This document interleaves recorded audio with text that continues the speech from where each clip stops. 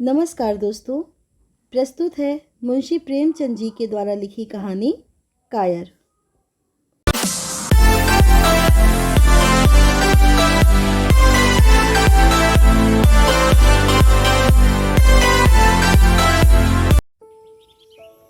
युवक का नाम केशव था, युवती का प्रेमा।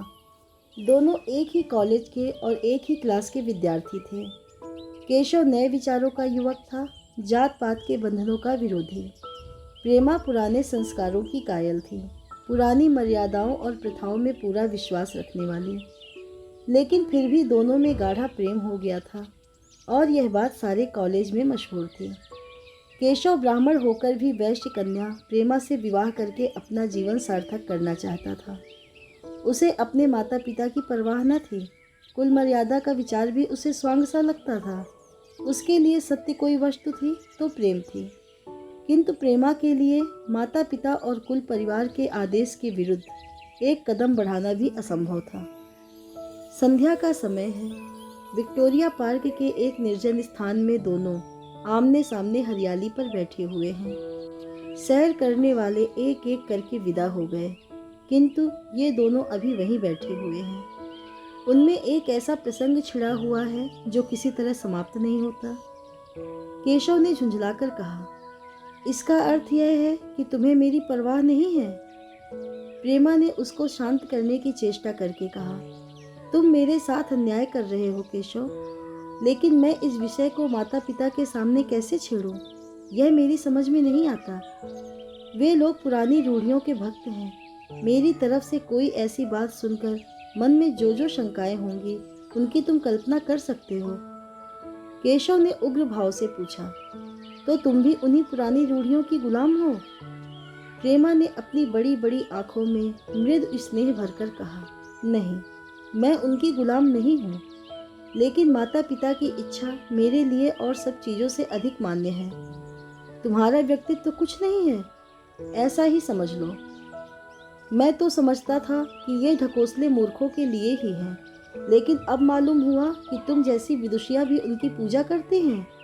जब मैं तुम्हारे लिए संसार को छोड़ने को तैयार हूँ तो तुमसे भी यही आशा करता हूँ। प्रेमा ने मन में सोचा, मेरी अपनी देह पर क्या अधिकार है? जिन माता पिता ने अपने रक्त से मेरी सृष्टि की है और अपने स्नेह से उसे पाला है, उनकी मर्जी के खिलाफ कोई काम करने का उसे कोई हक नहीं। उसने दीनता के साथ केशव से कहा, क्या प्रेम स्त्री और पुरुष के रूप में ही रह सकता है, मैत्री के रूप में नहीं? मैं तो आत्मा का बंधन समझती हूँ। केशव ने कठोर भाव से कहा, इन दार्शनिक विचारों से तुम मुझे पागल कर दोगी प्रेमा। बस इतना ही समझ लो, मैं निराश होकर जिंदा नहीं रह सकता। मैं प्रत्यक्षवादी हूँ और कल्पनाओं के संसार में प्रत्यक्ष का आनंद उठाना मेरे लिए असंभव है। यह कहकर उसने प्रेमा का हाथ पकड़कर अपनी ओर खींचने की चेष्टा की। प्रेमा ने झटके से हाथ छुड़ा लिया और बोली, नहीं केशव, मैं कह चुकी हूँ कि मैं स्वतंत्र नहीं हूँ। तुम मुझसे वह चीज़ न मांगो जिस पर मेरा कोई अधिकार नहीं है। केशव को अगर प्रेमा ने कठोर शब्द कहे होते तो भी उसे इतना दुख ना हुआ होता। एक क्षण तक वह मन मारे बैठा रहा, फिर उठकर निराशा भरे स्वर में बोला, जैसी तुम्हारी इच्छा। आहिस्ता आहिस्ता कदम सा उठाता हुआ वहां से चला गया। प्रेमा अब भी वहीं बैठी आंसू बहाती रही। रात को भोजन करके प्रेमा जब अपनी माँ के साथ लेटी तो उसकी आंखों में नींद न थी। केशव ने उसे एक ऐसी बात कह दी थी जो चंचल पानी में पड़ने वाली छाया की तरह उसके दिल पर छाई हुई थी। प्रतिक्षण उसका रूप बदलता था, वह उसे स्थिर न कर सकती थी। माता से इस विषय में कुछ कहे तो कैसे, लज्जा मुंह बंद कर देती थी। उसने सोचा, अगर केशव के साथ मेरा विवाह ना हुआ तो उस समय मेरा क्या कर्तव्य होगा? अगर केशव ने कुछ उद्दंडता कर डाली तो मेरे लिए संसार में फिर क्या रह जाएगा? लेकिन मेरा बस ही क्या है? इन भांति भांति के विचारों में एक बात जो उसके मन में निश्चित हुई, वह यह थी कि केशव के सिवा वह और किसी से विवाह ना करेगी। उसकी माता ने पूछा, क्या तुझे अब तक नींद ना आई? मैंने तुझसे कितनी बार कहा कि थोड़ा बहुत घर का काम काज किया कर, लेकिन तुझे किताबों से ही फुर्सत नहीं मिलती। 4 दिन में तू पराए घर जाएगी, कौन जाने कैसा घर मिले। अगर कुछ काम करने की आदत ना रही तो कैसे निभाव होगा। प्रेमा ने भोलेपन से कहा, मैं पराए घर जाऊंगी ही क्यों। माता ने मुस्कुराकर कहा, लड़कियों के लिए यही तो सबसे बड़ी विपत्ति है बेटी। माँ बाप की गोद में पलकर जो ही सयानी हुई दूसरों की हो जाती हैं। अगर अच्छे प्राणी मिले तो जीवन आराम से कट गया, नहीं रो रो कर दिन काटना पड़ा। सब कुछ भाग्य के अधीन है। अपनी बिरादरी में तो मुझे कोई घर नहीं भाता, कहीं लड़कियों का आदर नहीं, लेकिन करना तो बिरादरी में ही पड़ेगा। न जाने यह जात पात का बंधन कब टूटेगा। प्रेमा डरते डरते बोली, कहीं कहीं तो बिरादरी के बाहर भी विवाह होने लगे हैं। उसने कहने को कह दिया, लेकिन उसका हृदय काँप रहा था कि माताजी कुछ भाप ना जाए। माता ने विस्मय के साथ पूछा, क्या हिंदुओं में ऐसा हुआ है। फिर उसने आप ही आप उस प्रश्न का जवाब भी दिया, और 2-4 जगह ऐसा हो भी गया तो उससे क्या होता है। प्रेमा ने इसका कुछ जवाब न दिया। भय हुआ कि माता कहीं उसका आशय समझ न जाए। उसका भविष्य एक अंधेरी खाई की तरह उसके सामने मुंह खोले खड़ा था, मानो उसे निगल जाएगा। उसे ना जाने कब नींद आ गई। प्रातःकाल प्रेमा सोकर उठी तो उसके मन में एक विचित्र साहस का उदय हो गया था। सभी महत्वपूर्ण फैसले हम आकस्मिक रूप से कर लिया करते हैं, मानो कोई दैवी शक्ति हमें उनकी ओर खींच ले जाती है। वही हालत प्रेमा की थी। कल तक वह माता पिता के निर्णय को मान्य समझती थी, पर संकट को सामने देखकर उसमें उस वायु की हिम्मत पैदा हो गई थी जिसके सामने कोई पर्वत आ गया हो। वही मंद वायु प्रबल वेग से पर्वत के मस्तक पर चढ़ जाती है और उसे कुचलती हुई दूसरी तरफ जा पहुंचती है। प्रेमा मन में सोच रही थी, मानो यह देह माता पिता की है, किंतु आत्मा तो मेरी है। मेरी आत्मा को जो कुछ भुगतना पड़ेगा वह इसी देह से तो भुगतना पड़ेगा। अब वह इस विषय में संकोच करना अनुचित ही नहीं, घातक समझ रही थी। अपने जीवन को क्यों एक झूठे सम्मान पर बलिदान करे। उसने सोचा, विवाह का आधार अगर प्रेम ना हो तो वह देह का विक्रय है। आत्मसमर्पण क्यों बिना प्रेम के भी हो सकता है। इस कल्पना ही से न जाने किस अपरिचित युवक से उसका विवाह हो जाएगा, उसका हृदय विद्रोह कर उठा।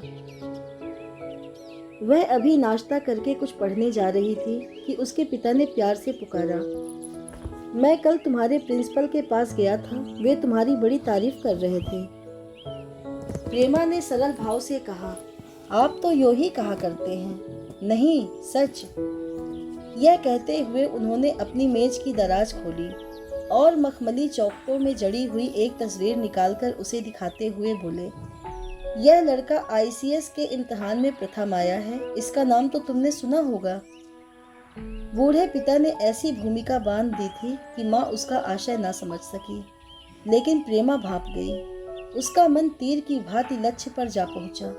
उसने बिना तस्वीर की ओर देखे ही कहा, नहीं, मैंने तो उसका नाम नहीं सुना। पिता ने बनावटी आश्चर्य से कहा, क्या तुमने उसका नाम ही नहीं सुना। आज के दैनिक पत्र में उसका चित्र और जीवन वृत्तांत छपा है। प्रेमा ने रुखाई से जवाब दिया, होगा, मगर मैं तो उस परीक्षा का कोई महत्व नहीं समझती। मैं तो समझती हूँ जो लोग इस परीक्षा में बैठते हैं वे पल्ले सिर के स्वार्थी होते हैं। आखिर उनका उद्देश्य इसके सिवा और क्या होता है कि वे अपने गरीब, निर्धन, दलित भाइयों पर शासन करें और खूब धन संचय करें। यह तो जीवन का कोई ऊंचा उद्देश्य नहीं है। इस आपत्ति में जलन थी, अन्याय था, निर्दयता थी। पिताजी ने समझा था प्रेमा यह बखान सुनकर लट्टू हो जाएगी। यह जवाब सुनकर तीखे स्वर में बोले, तू तो ऐसी बातें कर रही है जैसे तेरे लिए धन और अधिकार का कोई मूल्य ही नहीं। प्रेमा ने ढिठाई से कहा, हाँ, मैं तो इसका मूल्य नहीं समझती। मैं तो आदमी में त्याग देखती हूँ। मैं ऐसे युवकों को जानती हूँ जिन्हें यह पद जबरदस्ती भी दिया जाए तो स्वीकार न करेंगे।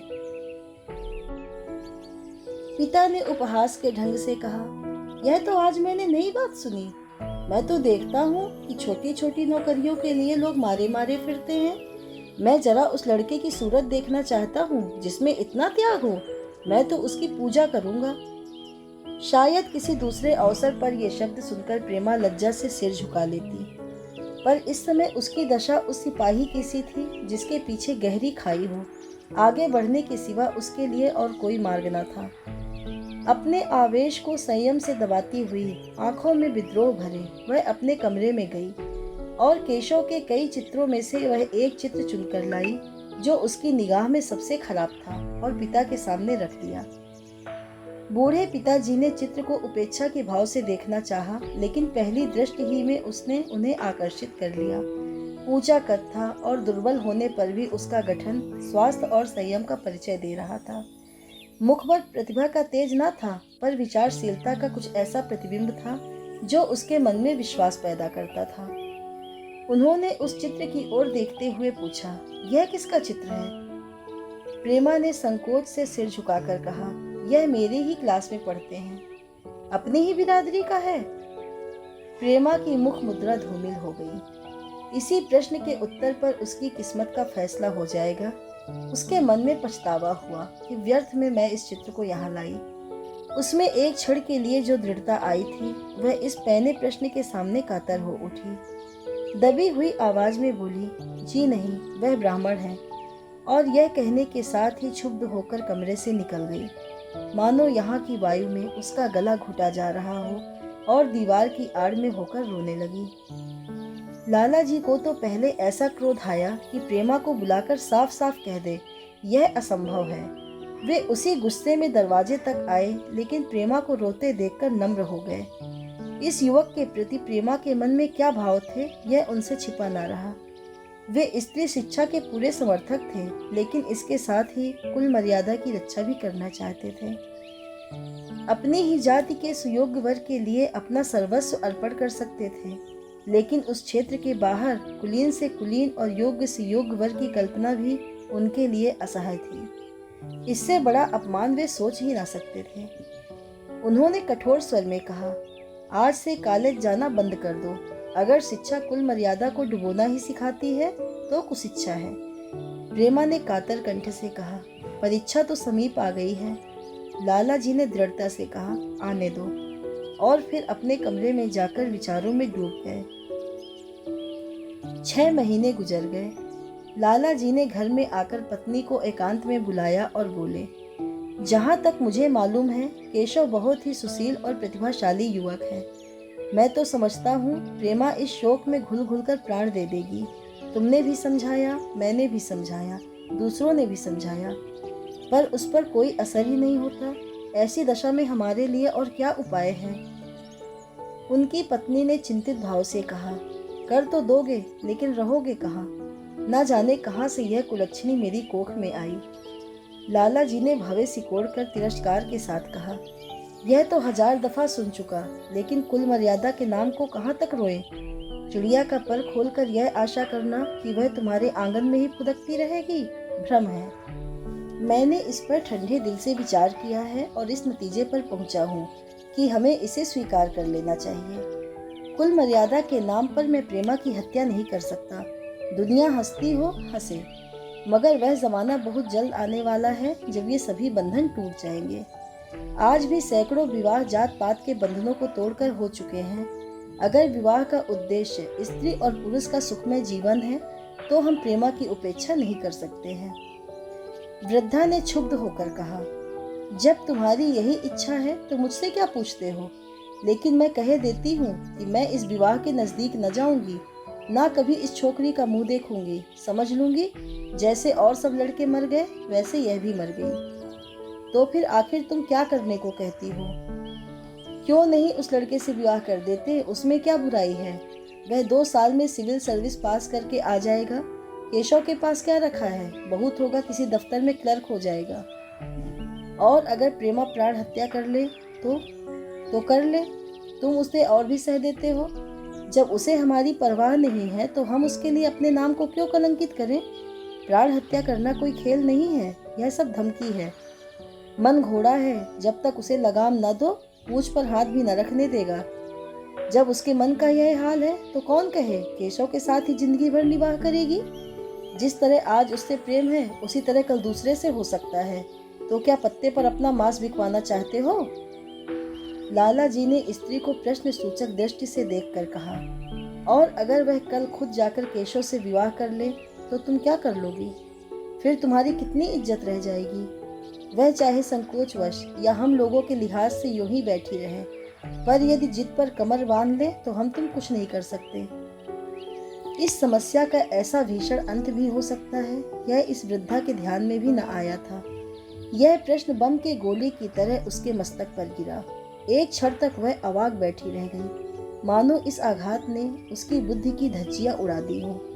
फिर पराभूत होकर बोली, तुम्हें अनोखी ही कल्पनाएं सूझती हैं। मैंने तो आज तक कभी भी नहीं सुना कि किसी कुलीन कन्या ने अपनी इच्छा से विवाह किया है। तुमने ना सुना हो, लेकिन मैंने सुना है और देखा है, और ऐसा होना बहुत संभव है।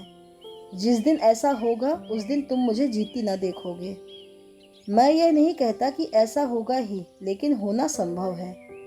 तो जब ऐसा होना है तो इससे तो यही अच्छा है कि हम ही इसका प्रबंध करें। जब नाक कट ही रही है तो तेज छुरी से ही क्यों ना कटे। कल केशव को बुलाकर देखो क्या कहता है। केशव के पिता सरकारी पेंशनर थे, मिजाज के चिड़चिड़े और कृपण। धर्म के आडंबरों में ही उनके चित्त को शांति मिलती थी। कल्पना शक्ति का अभाव था, किसी के मनोभावों का सम्मान न कर सकते थे। वे अब भी उसी संसार में रहते थे जिसमें उन्होंने अपने बचपन और जवानी के दिन काटे थे।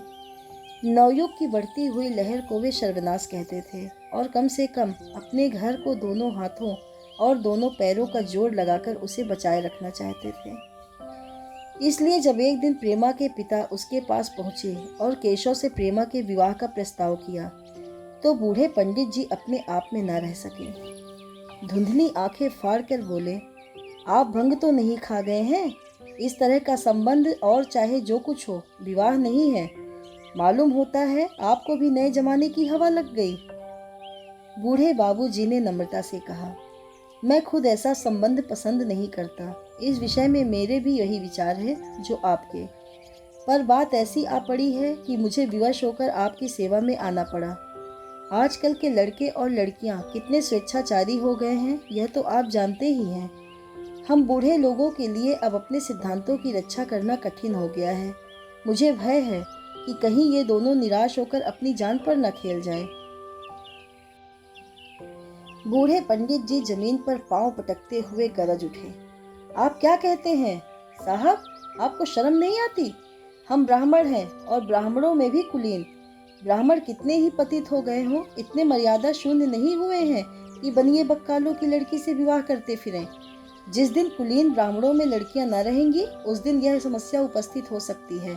मैं कहता हूँ, आपको मुझसे यह बात कहने का साहस कैसे हुआ? बूढ़े बाबूजी जितना दबते थे, उतना ही पंडित जी बिगड़ते थे। यहाँ तक कि लाला जी अपना अपमान ज्यादा न सह सके और अपनी तकदीर को कोसते हुए चले गए। उसी वक्त केशव कॉलेज से आया।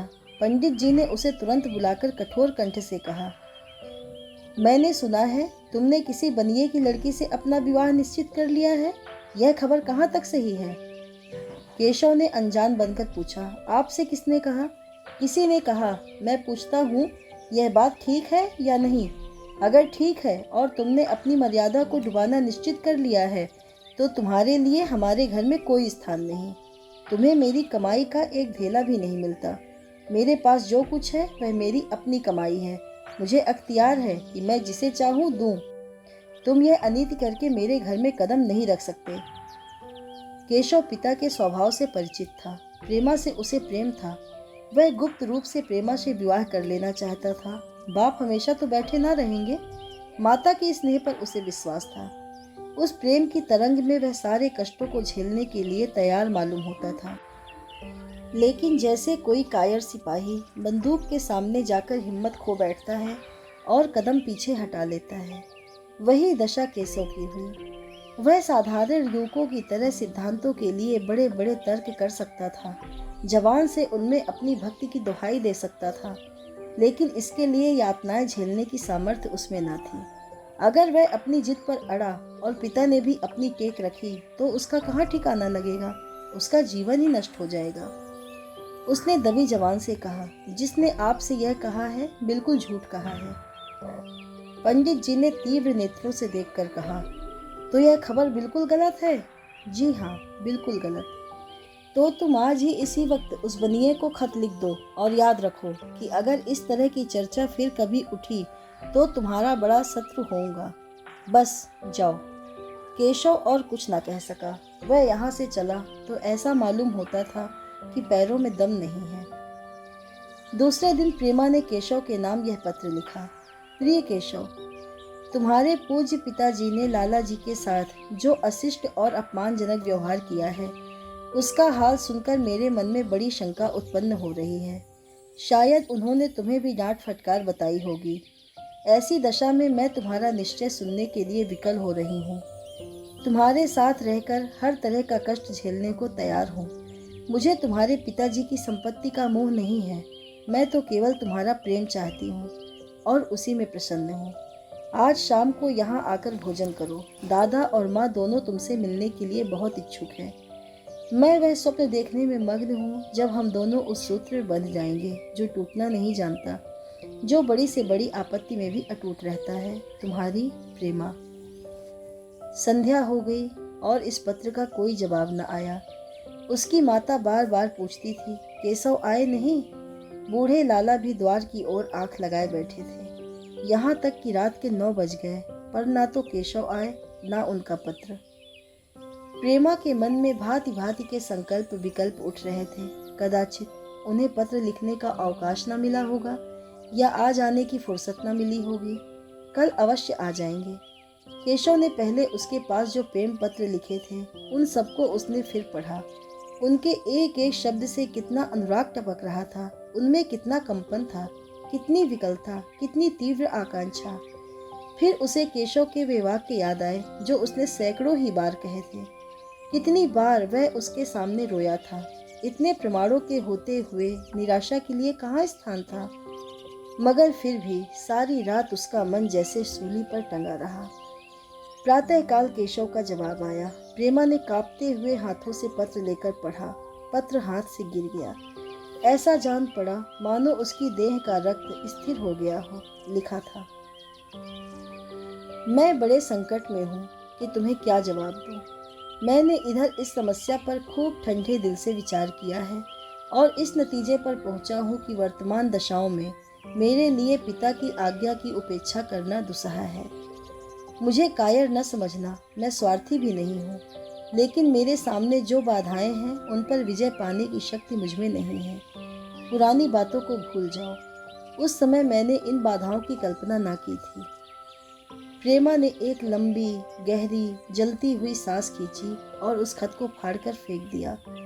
उसकी आंखों से अश्रुधारा बहने लगी। जिस केशव को उसने अपने अंतःकरण में वर कर लिया था, वह इतना निष्ठुर हो जाएगा? उसकी उसके रत्ती भर भी आशा न थी। ऐसा मालूम पड़ा मानो अब तक वह कोई सुनहरा स्वप्न देख रही थी, पर आँख खुलने पर वह सब कुछ अदृश्य हो गया। जीवन में जब आशा ही लुप्त हो गई तो अब अंधकार के सिवा और क्या रहा। अपने हृदय की सारी संपत्ति लगाकर उसने एक नाव लदवाई थी। वह नाव जलमग्न हो गई। अब दूसरी नाव कहाँ से लदवाए? अगर वह नाव टूटी है तो उसके साथ वह भी डूब जाएगी। माता ने पूछा, क्या केशव का पत्र है? प्रेमा ने भूमि की ओर ताकते हुए कहा, हाँ, उनकी तबीयत अच्छी नहीं है, इसके सिवा वह और क्या कहे। केशव की निष्ठुरता और बेवफाई का समाचार कहकर लज्जित होने का साहस उसमें न था। दिन भर वह घर के काम धंधों में लगी रही, मानो उसे कोई चिंता ही नहीं है। रात को उसने सबको भोजन कराया, खुद भी भोजन किया और बड़ी देर हारमोनियम पर गाती रही। मगर सवेरा हुआ तो उसके कमरे में उसकी लाश पड़ी हुई थी। प्रभात की सुनहरी किरणें उसके पीले मुख को जीवन की आभा प्रदान कर रही थी। अगर आपको ये कहानी पसंद आई हो तो प्लीज़ इसे लाइक कर दीजिए और मेरे चैनल को सब्सक्राइब करके बेल आइकन को प्रेस कर दीजिए। Thank you.